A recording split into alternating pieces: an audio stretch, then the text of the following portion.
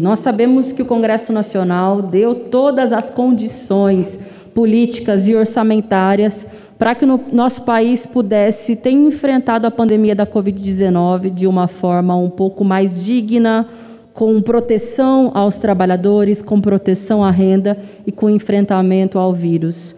No entanto, a política assassina e irresponsável do ponto de vista social do senhor Jair Bolsonaro fez com que o nosso país tivesse o segundo maior índice de mortes em função da Covid-19, mas também os índices econômicos cada vez piores. E nós sabemos, quando a gente fala em índices econômicos cada vez piores, não estamos falando de uma abstração ou de números, a gente está falando de pessoas que ficam desempregadas, que perdem renda e que lidam com esse cenário com muito desespero e muita dor, além de terem que lidar com a perda dos seus familiares.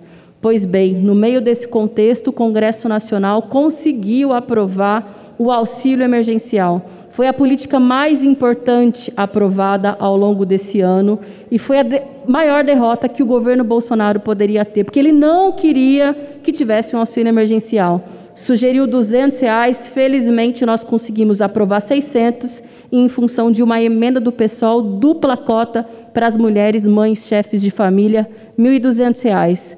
Pois bem, através de uma canetada, através da medida provisória 1000, de uma hora para outra, ele reduziu o valor de 600 para R$300.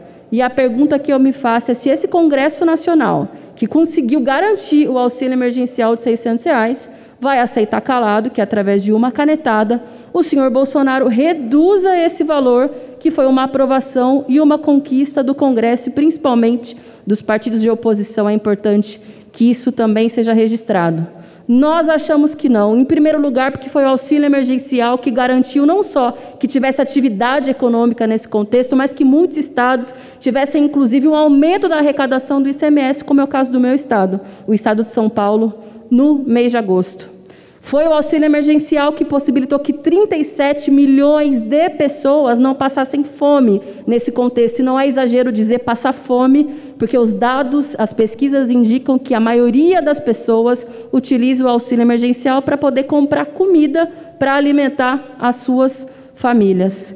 E o auxílio emergencial é uma emergência enquanto os efeitos da pandemia durarem. Portanto, nós não podemos admitir que o Congresso Nacional siga trabalhando normalmente, siga funcionando como se nada tivesse acontecendo no país, como se essa atrocidade de reduzir a renda de 67 milhões de pessoas não tivesse acontecido. Por isso, nós estamos em obstrução e vamos permanecer em obstrução, porque é necessário que que a Câmara vote a MP 1000.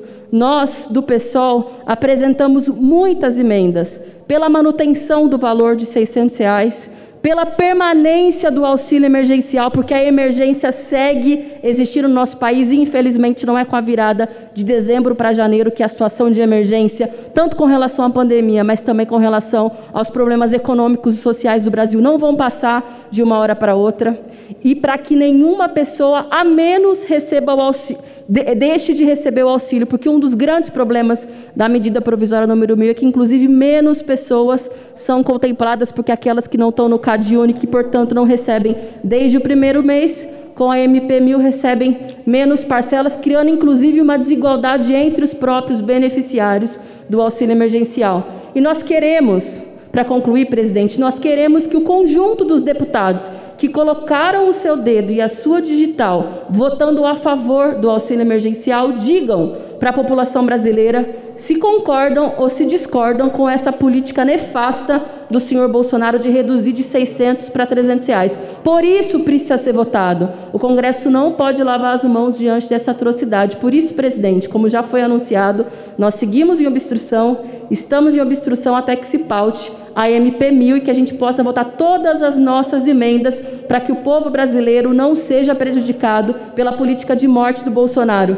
E para concluir, de fato, presidente, muito se discute renda cidadã, renda Brasil, tira daqui, tira dali, mas é importante que seja dito, no orçamento que foi enviado aqui para o Congresso Nacional, não há nenhuma previsão orçamentária para um programa de renda para o próximo ano. Então, quando o governo vai para fora, faz demagogia, diz que quer tirar do Fundeb, tirar de outras áreas sociais, é importante que seja dito, é mais uma mentira. No orçamento que ele apresentou para a Câmara, não há previsão de um programa para além do próprio Bolsa Família. Portanto, essa também é a nossa luta, é a nossa pauta. Auxílio é emergencial, enquanto a emergência da pandemia e a emergência das condições de vida da população mais pobre brasileira persistirem. Obrigada.